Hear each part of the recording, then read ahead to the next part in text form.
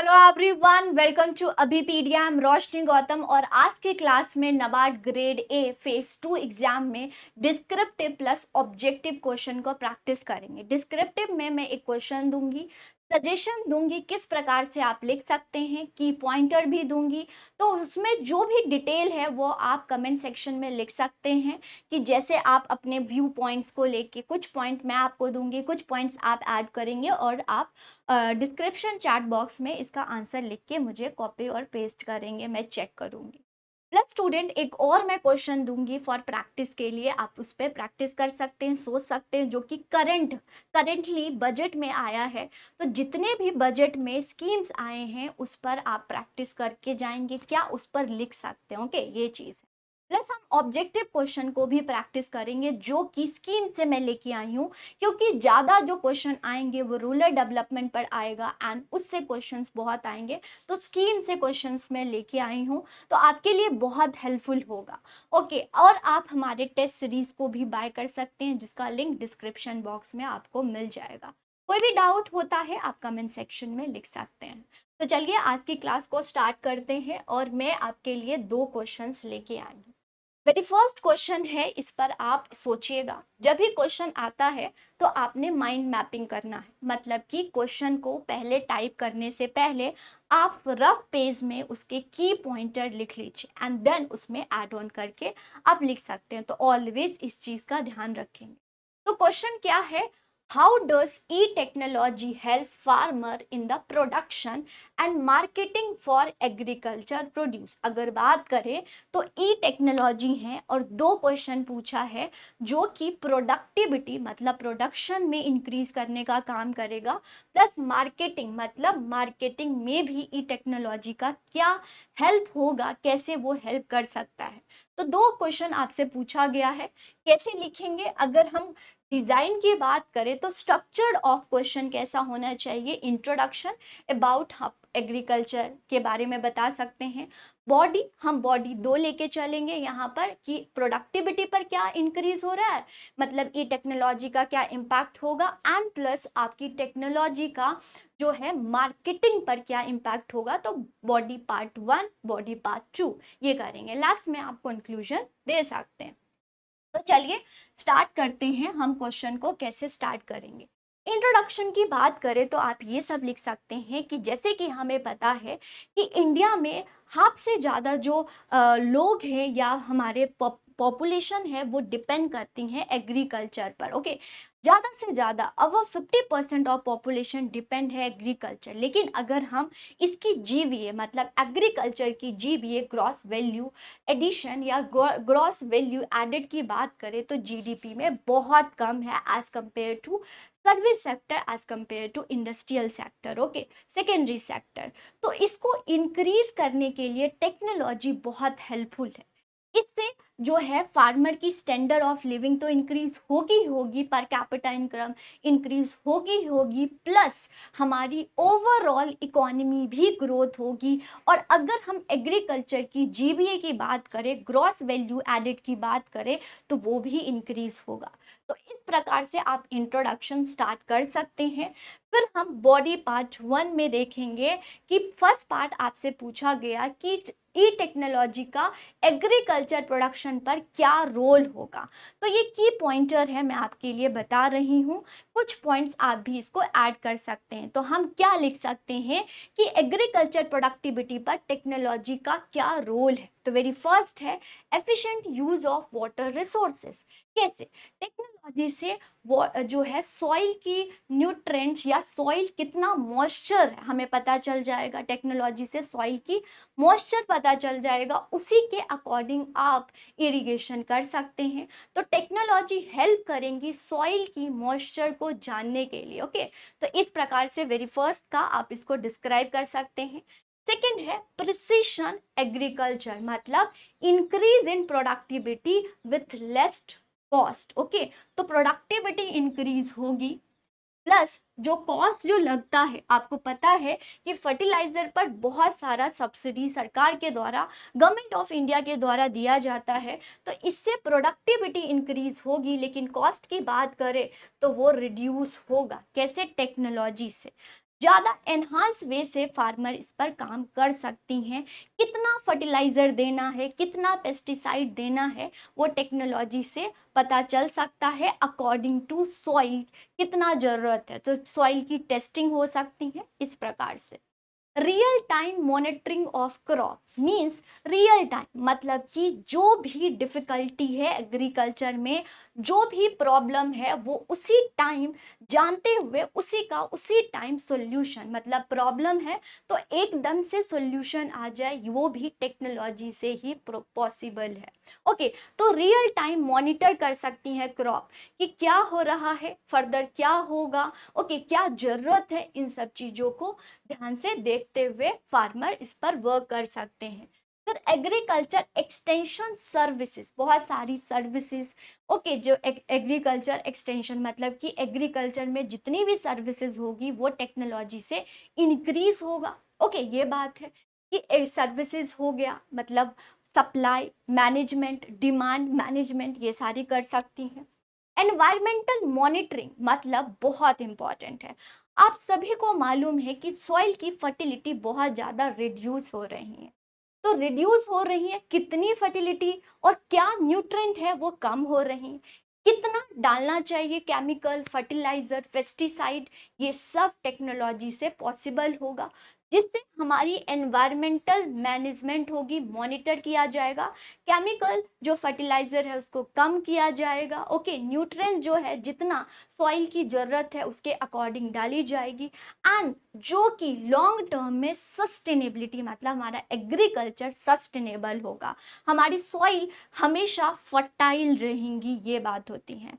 तो role of e technology for agriculture, अगर बात करें कि प्रॉपर एफिशिएंट सॉइल की, वाटर की या सर्विसेज को प्रॉपर मैनेज किया जाता है टेक्नोलॉजी से, तो एट द एंड क्या होगी, प्रोडक्टिविटी इंक्रीज होगा, प्रोडक्शन इंक्रीज होगी। ओके तो ये की पॉइंट्स हैं जो कि आप लिख सकते हैं, इस पर डिटेल आप लिख के कमेंट सेक्शन पर आंसर दे सकते हैं। और इस सेकेंड बॉडी पार्ट में आप लिखेंगे कि ई टेक्नोलॉजी का मार्केटिंग में कैसे इंक्रीज होगी। तो इसमें कुछ एग्जाम्पल्स भी आप कोट करेंगे, जैसे कि e commerce and price discovery. आपको पता है एपीएमसी मार्केट, एपीएमसी मार्केट मतलब अगर पंजाब का कोई भी फार्मर है वो अपने ही एपीएमसी मार्केट, आसपास के एपीएमसी मार्केट में सेल कर सकता है अपने जो भी उसके एग्रीकल्चर प्रोड्यूस है। लेकिन मान लीजिए नॉर्थ का फार्मर अगर साउथ में कुछ बेचना चाहे और वो भी हाई प्राइस में, और कितना प्राइस है ओवरऑल, जहां पर ज़्यादा प्राइस मिलेगा वहां पर फार्मर बेच सकता है। वो पॉसिबल किससे होगा, वो टेक्नोलॉजी से। इसी को देखते हुए गवर्नमेंट ऑफ इंडिया के द्वारा ई नेम लाया गया, that is electronic national agriculture market, जहां पर सारे फार्मर एक दूसरे से इंटीग्रेट इंफॉर्मेशन या प्राइस शेयरिंग कर सकते हैं। तो जिससे ई कॉमर्स हो जाएगा, मतलब एग्रीकल्चर जो है वो ई कॉमर्स मतलब कि बाय एंड सेल होगा, कमर्शियल हो जाएगी एग्रीकल्चर, प्लस प्राइस की डिस्कवरी, प्राइस का कितना प्राइस है ओवरऑल इंडिया में, क्या है कैसा है, और जहां पर फार्मर को ज्यादा प्राइस लगेगा वहीं पर वो अपने एग्रीकल्चर प्रोड्यूस सेल करेंगे, राइट, ये चीज होता जाता है। सेकेंड पॉइंट आप लिख सकते हैं सप्लाई चेन मैनेजमेंट मीन्स, जितना डिमांड है उतना सप्लाई होना चाहिए। अगर डिमांड एंड सप्लाई मिसमैनेजमेंट होते हैं तो इकोनॉमी में इन्फ्लेशन हो जाता है। तो टेक्नोलॉजी से जरिए क्या कर सकते हैं, डिमांड एंड सप्लाई मैनेजमेंट कर सकते हैं, मार्केटिंग एंड प्रमोशन कर सकते हैं। Due to agriculture technology marketing कर सकते हैं, कितना प्रोड्यूस कितना है, किस फार्मर के पास है, ओके ये रजिस्टर करके वो अपने मार्केटिंग कर सकते हैं कि मेरे पास इतना एग्रीकल्चर प्रोड्यूस है, जिसको ज़रूरत है वो ले सकता है, एंड प्रमोशन भी कर सकते हैं, राइट। उसी के साथ इंडिया की बात करें तो इंडिया में जो फार्मर है वो अपने एग्रीकल्चर प्रोड्यूस को सेल कर सकते हैं, प्राइस को पता कर सकते हैं कि कहाँ पर उनको हाई प्राइस मिलेगा, इंटरमीडियरीज को कम कर सकती हैं, वो रियल मतलब अपने आप ही जो भी है प्राइजेस को दे सकती हैं, ओके अपने आप सेटलमेंट कर सकते हैं, मिडल मैन की ज़रूरत नहीं होगी, इंटरमीडियरीज की ज़रूरत नहीं होगी, राइट। ये सारी सिर्फ किससे पॉसिबल है, टेक्नोलॉजी से पॉसिबल है। इनफैक्ट इंडियन मार्केट में फार्मर अपने एग्रीकल्चर प्रोड्यूस को सेल कर सकते हैं, एट द सेम टाइम वो ग्लोबल एक्सेस भी कर सकते हैं, मतलब agriculture produce global all over the world भी बेच सकते हैं। ये किससे पॉसिबल होगा? वो टेक्नोलॉजी से ही पॉसिबल है।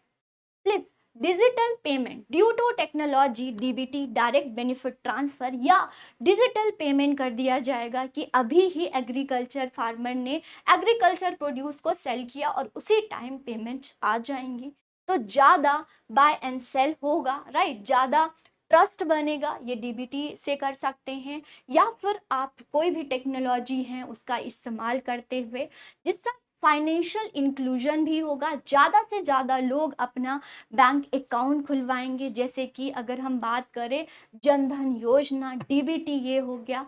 ओके, तो ये सारी जो टेक्नोलॉजी है, अगर हम बात करें तो एग्रीकल्चर मार्केटिंग में बहुत इंक्रीज होगा। एग्रीकल्चर में अगर हम बात करें तो फार्मर जो है वो एपीएमसी के ही तक ही रह पाता था, उस तक ही एक्सेस कर पाता था। लेकिन ड्यू टू एग्रीकल्चर में टेक्नोलॉजी आने की वजह से farmer all over the world, India में तो एक्सेस कर ही पाएगा, ऑल ओवर द वर्ल्ड भी एक्सेस कर सकता है ड्यू टू टेक्नोलॉजी। तो ये सारे की पॉइंट्स हैं जो कि आप लिख सकते हैं बॉडी पार्ट सेकेंड में। ओके, ये चीज़ है। कंक्लूजन में अगर बात करें तो हमारी गवर्नमेंट ऑफ इंडिया का मोटो है कि हमने एग्रीकल्चर में फार्मर की जो इनकम है वो डबल करनी है, एग्रीकल्चर को यूनिकॉर्न सेक्टर बनाना है, एग्रीकल्चर में स्टार्टअप करना है। तो ये सब पॉसिबल होगा टेक्नोलॉजी से। कुछ आप सजेशन देना चाहते हैं तो दे सकते हैं, ये कंक्लूजन में आप लिख सकते हैं, राइट। ये अगर बात करें स्टूडेंट तो स्कीम से बहुत सारा क्वेश्चंस पूछे जाते हैं और आ भी सकते हैं। जो 2024-25 की बजट प्रेजेंट हुई, जिसमें से बहुत सारे स्कीम्स लाए गए हैं, न्यू स्कीम्स लाए, जिनमें से एक स्कीम है आत्मनिर्भर ऑयल सीड अभियान। ओके, इस पर स्कीम्स पर क्वेश्चन आ सकते हैं, तो ये क्वेश्चन है, इस पर आप आंसर प्रैक्टिस कर सकते हैं। ओके, वहां पर जब भी आप answer writing exam, during exam अगर आप बैठेंगे तो की पॉइंट्स को जरूर लिख लीजिए, जैसे कि ये की पॉइंट्स था। इसके बाद आप आराम से इस पर डिस्कशन, इस पर आराम से लिख सकते हैं, एलिब्रेट कर सकते हैं इसको, राइट। ये है, तो की पॉइंट्स रफ पेज में जरूर लिख लीजिएगा।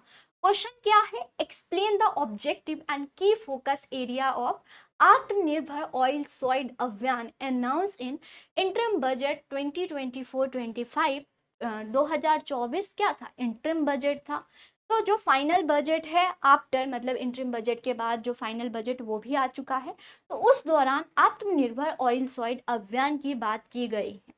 तो आपसे क्वेश्चन पूछा जा रहा है, how will it help India achieve self sufficiency in oil seed production. Okay, तो इसको आप introduction, body part and conclusion के थ्रू आप लिख सकते हैं, कमेंट सेक्शन में आंसर लिख सकते हैं, मेरे द्वारा इसको चेक किया जाएगा स्टूडेंट। तो चलिए, अब हमने कर लिया और डिस्क्रिप्टिव क्वेश्चंस, दो डिस्क्रिप्टिव, जिसमें से एक मैंने आपको बताया क्या है, और सेकंड जो है आप लिखेंगे इस पर, नेक्स्ट पार्ट में हम इस पर डिस्कस करेंगे। ओके, चलिए अब हम ऑब्जेक्टिव टाइप ऑफ क्वेश्चन पर ध्यान देंगे। ज़्यादा से ज़्यादा ऑब्जेक्टिव क्वेश्चन मैं स्कीम्स पर कराऊंगी, ताकि ज़्यादा वो प्रोबेबिलिटी होते हैं क्वेश्चंस आने के।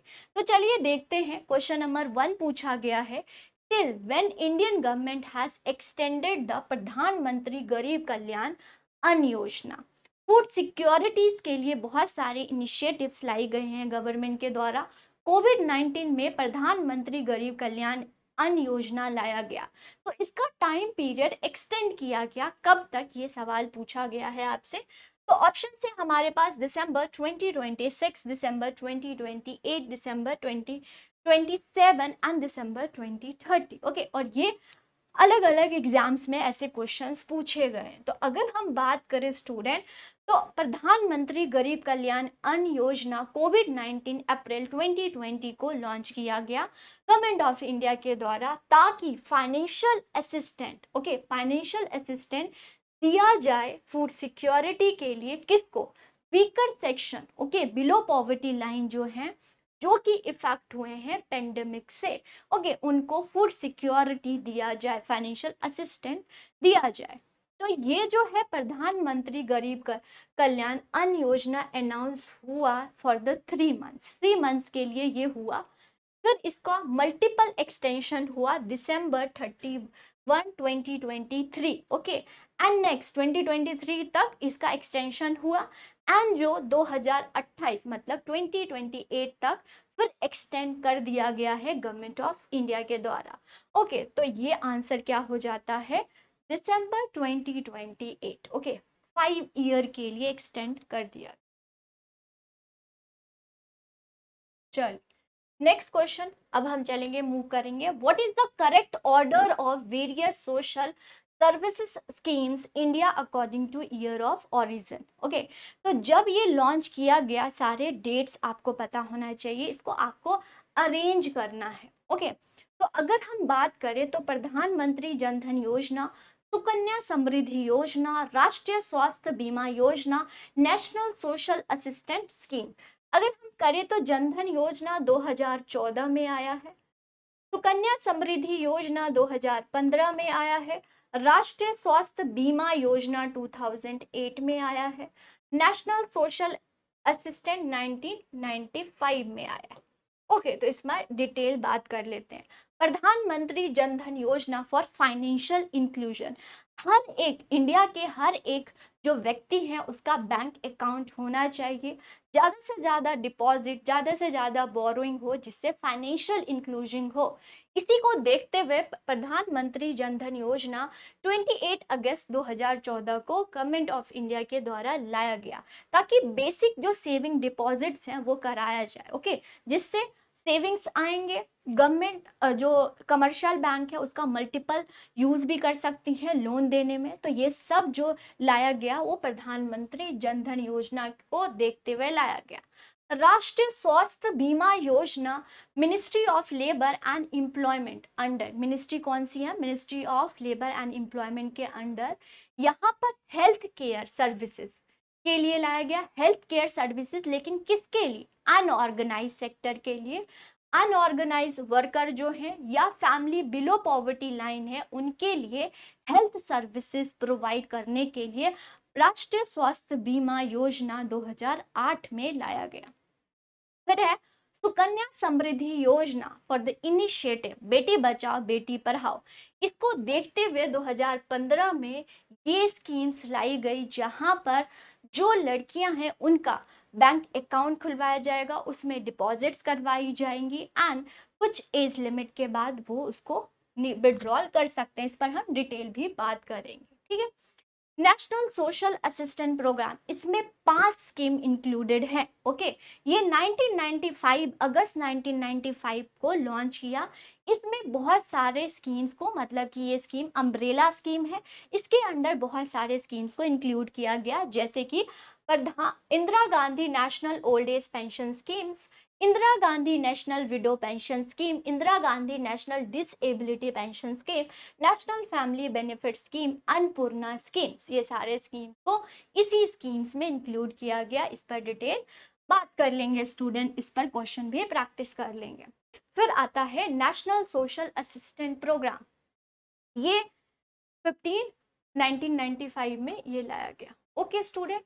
तो ये आपका आंसर हो जाता है according two year of origin. तो 1995 मतलब fourth and three,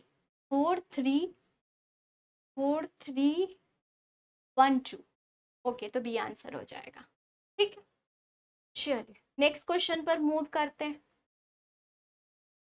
next question है, which of the following statement is correct with the respect of eligibility criteria under PM किसान स्कीम।